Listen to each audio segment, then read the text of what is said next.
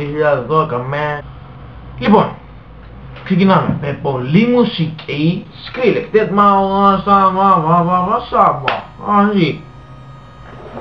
μετά συνεχίζουμε με video games.